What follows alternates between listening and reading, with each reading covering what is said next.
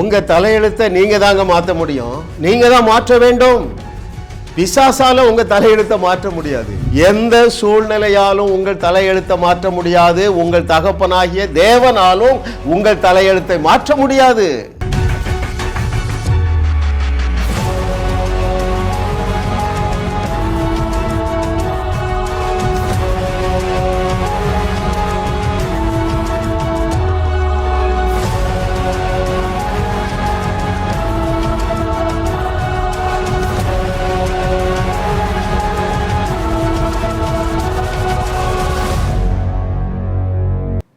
கிறிஸ்துவுக்குள் அருமையான தேவனுடைய பிள்ளைகளே, தேவன் நமக்கு கிருபையாக தந்த அந்த 500 அவருடைய அனந்த ஞானத்திற்காக நான் தேவனுக்கு நன்றி சொல்லுகிறேன்.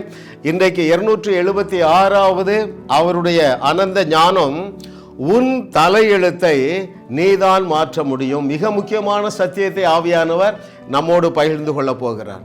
நீங்கள் வேதத்தில் நெடுகவே வாசிங்க. சத்தியத்தை சரியாக அறிந்தவர்கள் தங்கள் தலையெழுத்தை தாங்களே மாற்றி எழுதி கொண்டார்கள். அதைத்தான் ஆவியானவர் நம்மோடு கூட பகிர்ந்து கொள்ள போகிறார். பாருங்களேன், எல்லாருக்கும் வாய்ப்பு இருந்ததுங்க. எதற்கு வாய்ப்பு இருந்தது? வனாந்தரத்தில் மாண்டு போகாமல் இருந்து வாக்கு பண்ணப்பட்ட கானான் தேசத்தை அடைவதற்கு தங்கள் தலையெழுத்தை அவர்களே தான் எழுத வேண்டும். அந்தோ பரிதாபம். நடந்தது என்ன? லட்சக்கணக்கான ஜனங்கள் புறப்பட்டதுல காலேபு யோசுவா மாத்திரம்தான் தங்கள் தலையெழுத்தை சரியாக எழுதி கொண்டார்கள். ஆமா, ரைட்? எத்தனை பேருக்கு புரியுது அருமையானவர்களே? எல்லாருக்கும் ஒரே வனாந்தரம் தான், ஒரே விதமான சூழ்நிலை தான், ஒரே விதமான சவால்கள் தான்.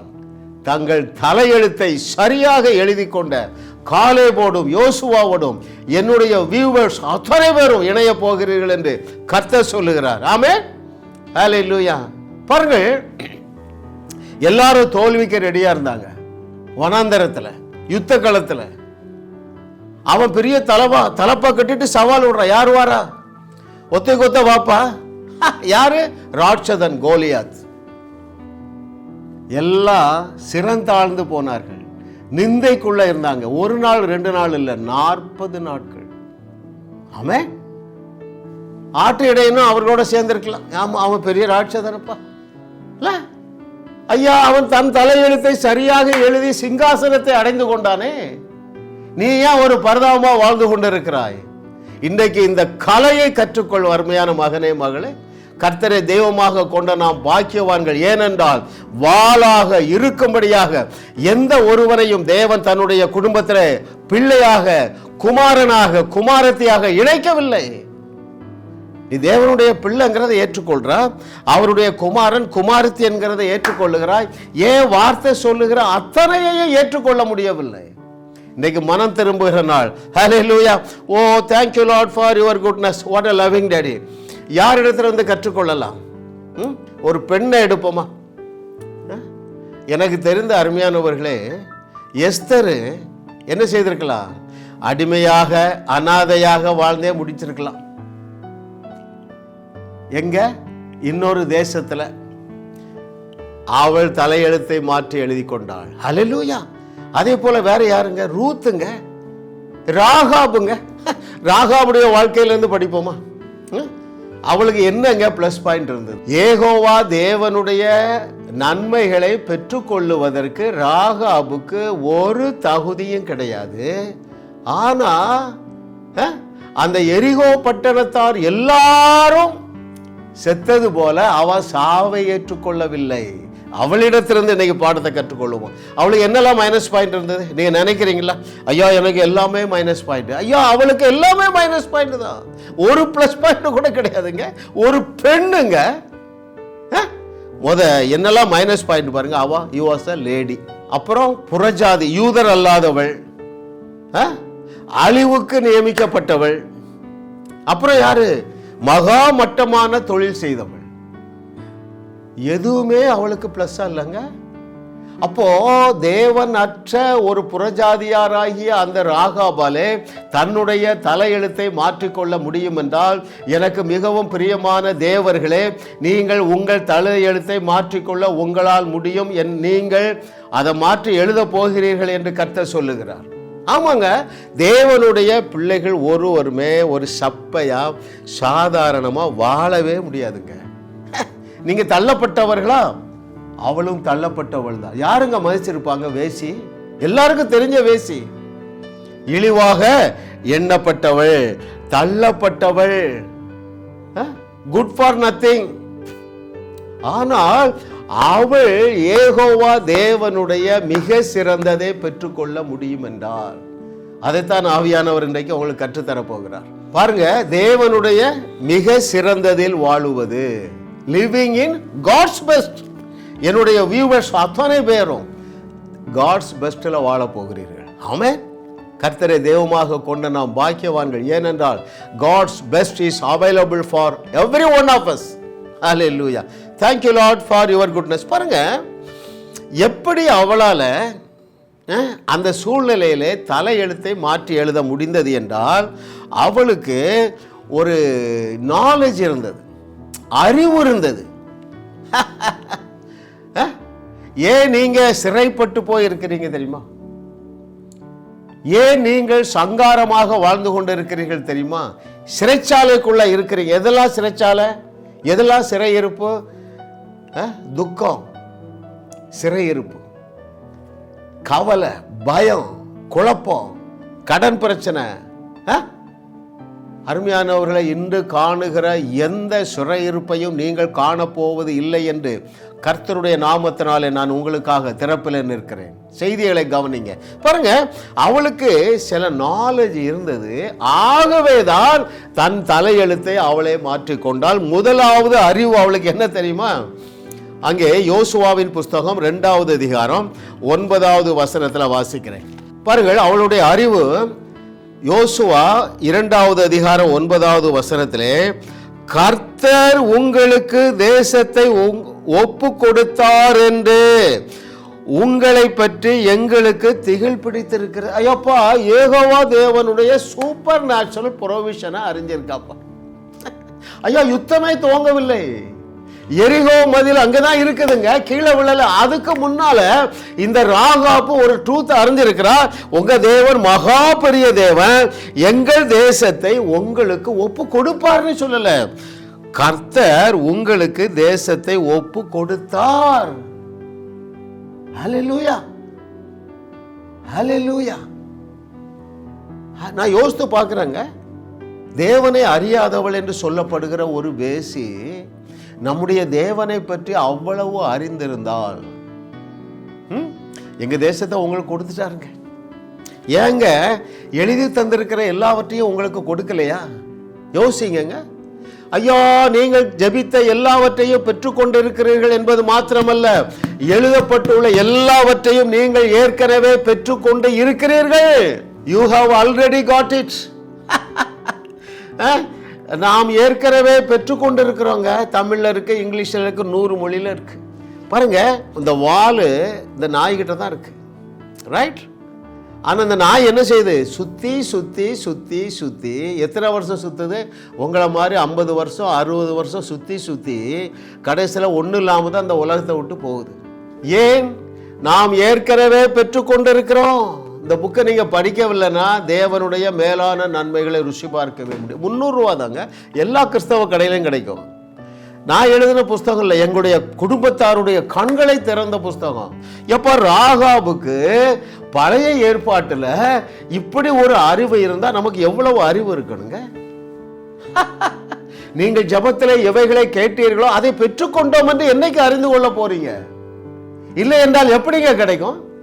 உங்க கணவனுக்காக ஜெபிக்கிறீர்கள், பிள்ளைகளுக்காக ஜெபிக்கிறீர்கள், அல்லது மனைவியுடைய ரட்சிப்புக்காக ஜெபிக்கிறீங்க.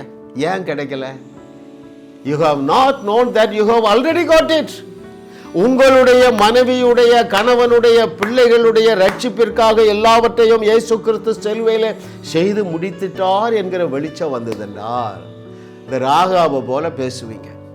மூஞ்ச இறக்கிட்டு இருக்க மாட்டீங்க. ஐயா, என் கணவன் ரட்சிக்கப்படலையா, போச்சு, மாட்டிக்கிட்டீங்க. இவளுக்கு ஒரு அழிவு வரக்கூடிய காலத்துல பேசுறாங்க. ஆமென். அப்ப முதலாவது அவளுக்கு என்ன அறிவு இருந்ததுன்னா, நம்முடைய தேவன் அவர் சொன்ன எல்லாவற்றையும் நமக்கு கொடுத்துட்டார் என்கிற அறிவு. இரண்டாவது அவளுக்கு என்ன அறிவு இருந்தது தெரியுமா? பிரச்சனையை தீர்ப்பதற்கு முன்பதாக பிரச்சனைகளுக்கு பிரச்சனை கொடுக்கிற தேவன் யெகோவா தேவன். நான் அதை வாசிக்கட்டுமா உங்களுக்கு? உங்களை பற்றி எங்களுக்கு திகில் பிடித்திருக்கிறது என்றும் உங்களை குறித்து தேசத்து குடிகள் எல்லாரும் சோர்ந்து போனார்கள் என்றும் அறிவே. அவன் அறிவு பேசுற பாரு. எனக்கு ஒரு நாலேஜ் இருக்குப்பா. எப்பா நீங்கெல்லாம் பயங்கரமான ஆட்கள், வழியில புல்லு மேஞ்ச மாதிரி 31 ராஜாக்களை மேய்ஞ்சிட்டீங்க, தேசங்களை மேய்ஞ்சிட்டீங்க. எனவே எங்களுக்கு திகில் பிடிச்சு போய் இருக்குங்க. அவன் அறிவு பாருங்க. கவனிக்கிறீங்களா அருமையானவர்களே? உங்க பிரச்சனை எல்லாம் திகில் பிடிச்சு இருக்குங்க. நீ எதோட டீல் பண்ணிட்டு இருக்கீங்க? ரட்சிக்கப்படாத சூழ்நிலையா? அந்த நபரை பிடிச்சிருக்கிற அந்த அறியாமை திகில் பிடிச்சு போயிருக்கு. உங்க கடன் பிரச்சனை திகில் பிடிச்சு போயிருக்குங்க. நீங்க சற்று எழுந்து நின்னா போதும். அது that's the main character of our lord. நம்முடைய தேவனுடைய மெய்யான இயல்புல ஒரு இயல்பு என்ன தெரியுமா? சத்துருக்களை முதுகு காட்ட பண்ணி வைத்திருக்கிற தேவன், திகில் பிடித்து வைக்கிறதே. வாசிக்கிற சில வசனங்கள், அவர் நேற்றும் இன்றும் என்றும் மாறாதவருங்க. உங்க கேன்சர் கட்டி பயந்து போய் இருக்குங்க. நீங்க எழும்பி நின்று ராகாவை போல பேசினா போதுங்க, மலை போல இருக்கிற பிரச்சனையும் மறைந்து போகும் என்று சொன்னவர் எல்லளவும் பொய்யுரையாத இறைமகன் அல்லவா? வாசிக்கட்டுமா உங்களுக்கு? பாருங்க, அங்க மோசே இடத்துல என்ன சொல்றாரு பாருங்களேன். The book of Exodus chapter 23 verse 27. அங்கே எகிப்தியர்களை விரட்டுவதற்கு, அவருடைய கைக்கு தன்னுடைய ஜனங்களை மீட்டு கொண்டு வருவதற்கு மோசே இடத்துல அனுப்பும் போது என்ன சொல்றாரு பாருங்க. அங்கே யாத்திராகமம் 23வது அதிகாரம் 27வது வசனம், எனக்கு பயப்படும் பயத்தை உனக்கு முன் செல்லும்படி செய்வேன், நீ செல்லும் இடமெங்கும் உள்ள ஜனங்கள் எல்லாரையும் கலங்கடித்து உன் சத்துருக்கள் எல்லாரையும் முதுகு காட்ட பண்ணுவேன். எப்ப எல்லாரையும் நான் பயங்காட்டுவேங்கிறார். யார? சத்துருக்களை. இன்னும் என்ன சொல்லுகிறார் பாருங்கள். உன் 28வது வசனம், உன் முகத்திற்கு முன்னின்று ஏவியரையும் கானானியரையும் ஏத்திரையும் துரத்திவிட குளவிகளை உனக்கு முன்னே அனுப்புவேன். இன்னும் 15வது வசனம் 14வது வசனம் வாசிக்கிறேன். Exodus 15:14, 15 and 16.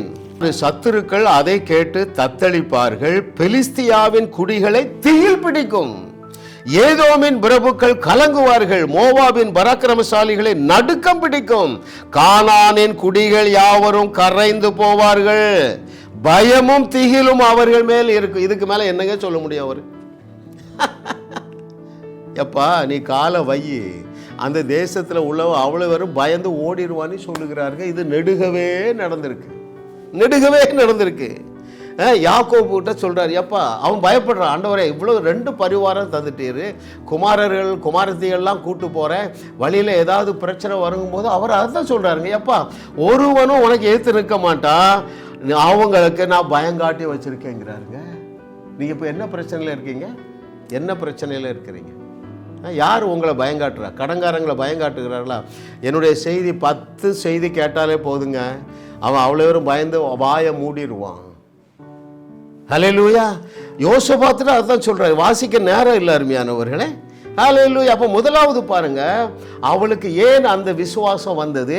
அந்த விசுவாசத்தினால தன்னுடைய தலையெழுத்தை மாற்றிக்கொண்டாலே அதற்கு முதல் காரணம், நம்முடைய தேவன் பிரச்சனைகளை தீர்ப்பதற்கு முன்பதாக பிரச்சனைகளை பயங்காட்டி வைக்கிற தேவனாக இருக்கிறார். எலிசா குஷ்டரோகிகள் போய் பார்க்குறாங்க, சத்துருக்களுடைய அங்கே சேனைக்கு போகிறாங்கங்க இல்லையா? பஞ்ச நாட்டில் சமாரியாவில் பயங்கரமான பஞ்சம். எலிசா வர சொல்லிட்டார், நாளைக்கு இந்த நேரம் பஞ்சம் இருக்கான்ட்டார். குஷ்டரோகிகள் போகும் பொழுது அந்த சத்துருக்களுடைய சேனையில் உள்ள ஆயிரக்கணக்கான போர் வீரர்கள் கொண்டு வந்த பொண்ணு பொருள் எல்லாத்தையும் போட்டுட்டு ஓடுறாங்க. ரதங்களுடைய சத்தத்தை அவர்களுக்கு கேட்க பண்ணின தேவன். இன்னைக்கு நீ உன் தலையெழுத்த நீ மாற்றி எழுத போகிற. ஹல்லேலூயா. Oh thank you Lord for your goodness. அடுத்தது பாருங்களேன், அவளுக்கு என்ன அறிவு இருந்தது தெரியுமா? பயங்கரமான விசுவாசம். அதை வாசிக்கிறேன். அங்கே ஜாஷுவா சாப்டர் 2 verse 12 and 13. அவளுக்கு என்ன அறிவு இருந்ததுன்னா, நம்பிக்கை, ஒரு விசுவாசம். பாருங்க, எங்க தேசம் உங்களால் அழிக்கப்பட போகுதுப்பா, ஆனா நானும் என் குடும்பத்தாரையும் நீங்க விட்டு விடுவீர்கள் என்கிற விசுவாசம். பாருங்க, வாசிக்கிறேன் அங்கே யோசுவா 2:12 மற்றும் 13. இப்பொழுதும் நான் உங்களுக்கு தயவு செய்தபடியினால் நீங்களும் என் தகப்பன் குடும்பத்துக்கு தயவு செய்வோம் என்று கர்த்தர் பேரில் எனக்கு ஆணையிட்டு, நீங்கள் என் தகப்பனையும் என் தாயையும் என் சகோதரரையும் என் சகோதரிகளையும் அவர்களுக்கு உண்டான எல்லாவற்றையும் உயிரோடே வைத்து எங்கள் ஜீவனை சாவுக்கு தப்புவிக்கும்படி எனக்கு நிச்சயமான அடையாளத்தை கொடுக்க வேண்டும். என்ன சொல்றா? அவளுக்கு எல்லாம் தெரிஞ்சிட்டுங்க. முக்கியமா என்ன தெரியுது தெரியுமா? இன்னைக்கு எரிகோ பட்டணத்தார் கடைசி நபரையும் நீங்க அழிக்க போறீங்க, ஆனா என்னையே நீங்க என்ன செய்ய முடியும்? பாதுகாக்க முடியும். ஹல்லேலூயா, ஹல்லேலூயா. ஐயா, உங்களை போல உங்க சந்ததியாக நீங்க கடன் பிரச்சனையில் இருந்திருக்கலாம். இன்றைக்கு நீ இந்த வெளிச்சத்துக்குள்ள வா, தலையெழுத்த மாத்து. உங்க சந்ததியாக சர்க்கரை வியாதியில் இருந்திருக்கலாம், உன் தலையெழுத்த நீ தான் மாற்ற முடியும் அருமையானவர்களே. ஆகினால்தான் அந்த பட்டியலில் அவ சேர்ந்துட்டா. எந்த பட்டியலில்? பாருங்க, அவ விசுவாசத்துல கிரியை செய்யற. பாருங்க, அதை வாசிக்கிறேன் உங்களுக்கு. அவளுடைய அடுத்த அறிவு என்ன தெரியுமா? எபிரேயர் 11:31, ஹீப்ரு 11:31. விசுவாசத்தினாலே ராகாப் என்னும் வேசி வேவுகாரரை சமாதானத்தோடு ஏற்றுக்கொண்டு கீழ்ப்படியாதவர்களோட கூட சேதமாகாதிருந்தாள். ஐயா, அவள் சில நிஜத்தை அறிந்திருந்தா, நிஜத்தை பேசினா, நிஜத்தை அப்ளை பண்ணா. என்ன செஞ்சா? அந்த யோசுவா அனுப்புற 2 வேவுக்காரர்களையும் தன்னிட வீட்டில் ஒழித்து வைத்திருக்கிறார். பாருங்க, அதை எபிரேய நிருப ஆக்கியோன் ரெக்கார்ட் பண்றாரு. விசுவாச வீரர்களின் பட்டியலில் இல்ல, கிரியை இல்லாத விசுவாசம் செத்தது. ரைட்டுங்களா? அருமையான தேவனுடைய பிள்ளைகளே, நாமும் அவளோடு இணைந்து கொள்ள போகிறோம். சரிங்களா? கர்த்தரை தெய்வமாக கொண்ட நாம் பாக்கியவான்கள். ஏனென்றால் பாருங்க, இவளை எந்த அளவுக்கு ஆண்டவர் ஆனர் பண்றாருன்னா, எந்த அளவு ஆனர் பண்றாரு? அவளுடைய வம்சத்துல, வேசியுடைய வம்சத்துல இயேசு கிறிஸ்து தோன்றுவதற்கு அவர் வெட்கப்படவில்லை. அருமையானவர்களே, நோ அதர் ரீசன். என்ன விசுவாசம் அவளுக்கு, ராகாப்புக்கு? எங்கள் தேசத்தை உங்கள் தேவன் உங்க கையில ஒப்பு கொடுத்துறாரு. பைபிள்ல பாருங்க, நான் அல்லப்பா, உன் விசுவாசம்தான் உன்னை ரட்சித்ததுங்கிறாருங்க. ராகாபை ரட்சித்தது அவளுடைய விசுவாசம். ராகாவுடைய தலையெழுத்தை சரியாக எழுதினது அவளுடைய விசுவாசம். பர்திமேயு கண்ணு தெரியாதவங்க, பிறவி குருட, அவன் தான் தலையெழுத்தை அவனே மாத்திக்கிட்டான். எத்தனையோ பேர் அடக்குனாங்க. சூழ்நிலை அடக்கிட்டு. என்ன சூழ்நிலை? வெளிச்சம் என்றால் என்னவென்றே அவனுக்கு தெரியாது. ஆனா நான் ஒரு நாள்ல வெளிச்சத்தை காண்பேன் என்று நம்புறாங்க. ஏன்? சர்வ வல்லமையுள்ள தேவனுடைய குமாரன் எங்க ஊருக்கு வந்திருக்கிறார்ப்பா, இந்த சான்ஸை நான் விடவே முடியாது. எத்தனை பேர் அடக்குனாங்க? அடங்க மறுத்தான். சீஷர்கள் அடக்குறாங்க. அமைதியாரு, எங்க தலைவரை தொந்தரவு பண்ணாங்க. Nothing doing. இன்றைக்கு எனக்கு அற்புதத்தின் நாள். ஹல்லேலூயா, ஓஹோ தேங்க்யூ. அதுல என்ன சொல்றா தெரியுமா ஆண்டவர்? பர்திமேயு, நான் உன்னை சுகமாக்கல, உன் விசுவாசம் தான் உன்னை ரட்சித்ததுங்கிறாருங்க. கானானிய ஸ்திரியை எல்லாரும் அடக்குனாங்க. சூழ்நிலை அடக்கிட்டு இயேசுவே அவளை அடக்க பார்க்கிறேன். ஏம்மா, நான் இஸ்ரவேல் வீட்டாருக்கு தான் வந்தேனே தவிர நீங்கள்லாம் நாய்க்குட்டிகள், உங்களுக்கு நான் ஒன்றும் செய்ய முடியாது என்று இயேசு கிறிஸ்து அடக்க பார்த்தாரு. அவள் அடங்க மறுத்தாள். ஐயா, நான் இன்றைக்கு இந்த தவறான இந்த தோல்வியோடு, பயத்தோடு, குழப்பத்தோடு, கடன் பிரச்சனையோடு இருக்கிற இந்த சூழ்நிலைக்கு அடங்க மாட்டேன் என்று ஒரு தீர்மானம் எடு. எவ்வளவு நாள் இப்படி பரிதாபமாக வாழுவீர்கள்? இதனாலே உங்களை ரட்சித்த உங்களுடைய தகப்பனாகிய தேவனுடைய நாமம் தூஷிக்கப்படவில்லையா?